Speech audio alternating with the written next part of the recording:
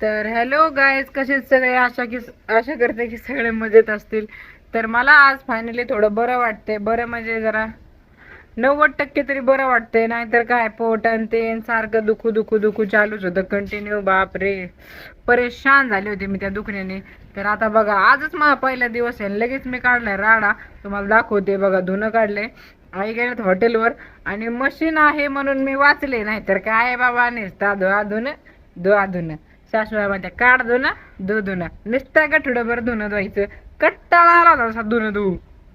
नशीब माझं मशीन घेतली, नाही तर काय मेलेच असते मी. हाडूक तुटलं कामराचं धुणं धुवू. तर आता दाखवते मी तुम्हाला. दोरीवर अर्धे कपडे येतं, तिकडे एक गठुडं आहे, इकडे एवढं गठुडं अर्ध मशीनीत आहे. तर चला दाखवते. तर तुम्ही बघू शकता, एवढं धुणं आहे. अजून मशिनीमध्ये एवढं धुणं आहे. आता काढते मी धुणं. आधी बटन बंद करते. बटन बंद करणं खूप इम्पॉर्टंट आहे बाई. एक तर कधी काय होईन सांगता येत नाही.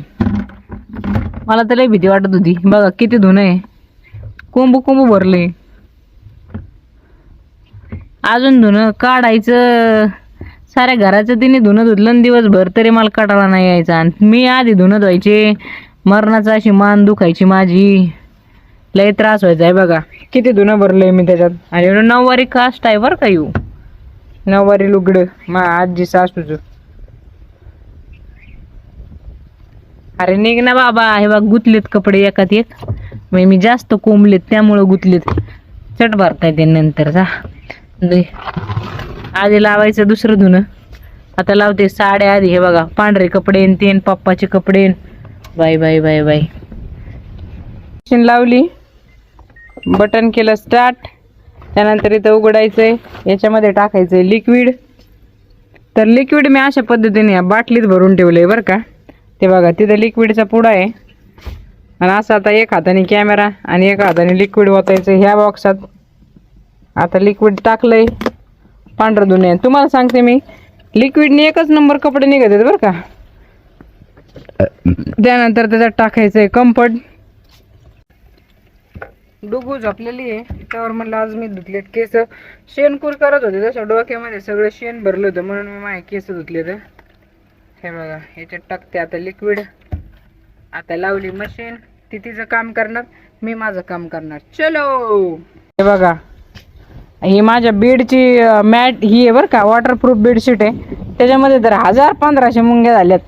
त्या मुंग्या सगळ्या मला काढावं लागतील. तर वॉशिंग मशीन त्या निघतानाच लय घाण झाले. म्हटलं चला मुंग्याच्या याच्यामुळं धुवून तरी निघन.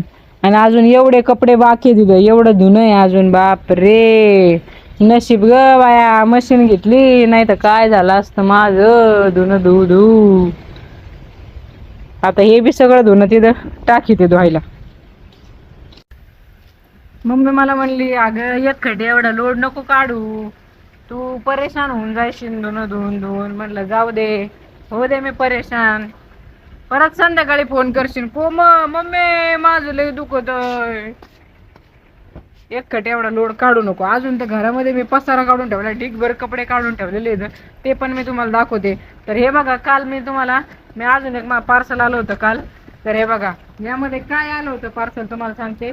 माझा हा पोचा आहे ना, तुटला होता. हे बघा इथं ना ही लॉक सिस्टीम आहे ना, अशी ही करायची, स्प्रिंग करायची, ती खराब झाली होती. मग मी काल ऑनलाईन मागवला दुसरा पोचा. हे बघा हा आहे दुसरा पोचा. नवीन पोछा मागितला ऑनलाईन मी 150 रुपयाचा. आणि त्याचा ड्रम तुम्हाला दाखवते. कोणाकोणाकडे ड्रम आहे मला कमेंट करून सांगा. असा ड्रम आहे. टेन्शनच नाही तर कोणती हाताने पिळा आणि काय काय करा. हे बघा हे मला एवढे भांडे घासायचे, तेवढं किचन आवरायचे. आणि हे बघा इकडे काढलाय मी पसारा. हा सगळा पसारा मला आवरायचा आहे. आता हे सगळे कपड्यांच्या घड्या करायच्यात. काल कपाटाला जरा डिझाईन करावं म्हणलं. हे बघा कपाटाला केली मी डिझाईन. आरशे हे नव्हतं आधी, हे मी लावलंय आता. चांगलं दिसतंय का कमेंट करून सांगा. का प्लेनच चांगलं आहे म्हणजे मला काढून टाकायला. तर मी आता आवरीते एवढे कपडे. कधी घड्या करायच्या बाबा, अरे बाबा गठुडं बांधून टाकते. नाही बघा हे कपडे तर वापरत बी नाही अजून, एवढे कपडे पडलेत. जेवढे कपाट पुरत नाही जाओ एवढा पसारा झालाय. आवडते आता करीत एक एक गाड्या. मग काय करणार आहे आता, स्वतःचं डोकं विंचरायला सुद्धा टाइम नाही. म्हणलं चला तो आपलं वाळून घे तर आपण आपलं काम करू. तर चला मी करते आता कपड्यांच्या गाड्या. स्टेट येऊन. तर हे बघा मी माझा सगळा पसारा काढून ठेवलाय. हे बघा हे सगळे माझे कपडे येतं, कुर्तीज वगैरे सगळं म्हणलं घड्या करून ठेवावा. अर्ध्या कुडीत मी घडी करून ठेवल्या, तुम्हाला दाखवते. घड्या त्या माझ्या साड्या आहेत. आणि हे बघा इथं अशा कुर्त्यास मी घडी करून ठेवल्यात. आणि अशा बॅग आहेत माझ्याकडे ज्याच्यामध्ये मी साड्या ठेवते. आणि ज्या माझ्या इम्पॉर्टंट साड्या आहेत ते मी वरती ठेवते. आणि बाकीच्या सगळ्या साड्या मी याच्यात ठेवलेल्या आहेत. आता ही कुर्ती राहिली हिला पण ठेवते वरती. किती ठेवा जसून तसंच होते. आता तुम्हाला चांगला अनुभव असेल तुम्ही पण कमेंट करून सांगा की किती कपड्यांच्या घड्या करून वैताग येतो की नाही येत. माणूस किती कपड्याच्या घड्या करीन. कपड्याच्या घड्या झाल्या आणि त्यानंतर आम्ही आलो हॉस्पिटलमध्ये. आणि तुम्ही म्हणता ना हॉस्पिटलमध्ये का, तर हेच की मी खूप आजारी होती, माझ्यासारखं पोटात दुखत होतं. आणि त्यामुळे हे म्हणले जाऊ दे चल आज सोनोग्राफी करूनच बघू. पण नाही केली आम्ही सोनोग्राफी. नंबरला बसलो वैताग आला होता बसून. हे म्हणले जाऊ दे चल चेक तर करून घेऊ काय आहे काय नाही, जरा बघता ना आपल्याला. त्यामुळे मग आम्ही गेलो होतो हॉस्पिटलमध्ये. आणि बघा ना किती मोठं हॉस्पिटल आहे. इकडे चालली होती देवपूजा आणि पिलूच्या पप्पाला आली होती जाम झोप. आता म्हणलं काय आता डुकल्या घेता काय इथं उठा ना. त्या बघा असं काय झोपता इथं, दवाखाना आहे ते बघा काय नाही, उठा ना येड्यावानी काय करता असं, इथं कुठं झोपता, दवाखाना येऊ. ह्या माणसाचं लय अवघड आहे तुम्हाला काय सांगू. आता ते नुसतं असं खाल्लं पिल्लं ना तर ते बाहेर आलं की नुसतं झोपायचं म्हणते. आता मी तरी काय करू यांचं सांगा बरं तुम्ही कमेंट करून. याला चिंगम खायला देत जाऊ का, बघा कसे नाटकं करतात. तुम्ही बाहेर आले ना असं नका करत जाऊ बरं. हाय करा सगळ्यांना, हॅलो करा, हाय गाईज कसे आहेत सगळे. बघा आता नाटकं बघा यांची कशी येते, लय नाटकी येते लय नाटकी, लय आळशी येत. बाहेर आलं की लय झोप येते त्यांना. आणि घरी असल्यावर आता आज हॉटेलवर जास्त काम नव्हतं, आज शनिवार असल्यामुळं जरा स्लॅक होतं त्यामुळे आम्ही आलो होतो. आणि त्यांना कसं आहे सकाळपासून काम करत असले का मग त्यांना झोप येत नाही. पण बाहेर आले की अरे बापरे मी तर वैतागून जाते. कुठं शॉपिंगला सुद्धा घेऊन जात नाही कुठंच नाही, कारण असेच करतात ते नुसता झोप येते. आणि मग काय मलाच वैताग आला होता बसून म्हणलं जरा स्वतःचा अवतार बी बघावं कसा झालाय कसा नाही. एक तर कधी केस सोडत नाही, त्याच्यात मी आज सोडलीत केस. त्याच्यात मी मला पिल्लूचे पप्पा म्हणले तू काय चांगले दिसाना केस सोडून. म्हणलं बरोबर आहे, तुम्हाला सवय लागली मला गावठी बघायची, तुम्हाला कसं चांगलं वाटन. तर हे बघा हे पोरगं काय बघत होतं काय ना वाकू. हे बघा शेजारी याच्या मोठी बिल्डिंग उभं राहिली, भारीच आहे बाबा. दवाखान्याला किती खर्च लागत असेल मी तर तेच विचार करत होते. एवढं भारी इंटेरियर केलेलं आहे, एवढा मोठा दवाखाना, किती पैसा लागत असेल बाबा.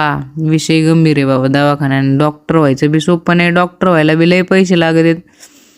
पैसे तर लागत येतच, प्रत्येक गोष्टीलाच पैसे लागतात आजकाल, सोपं नाही. विषय खोली डॉक्टरचा #डॉक्टर.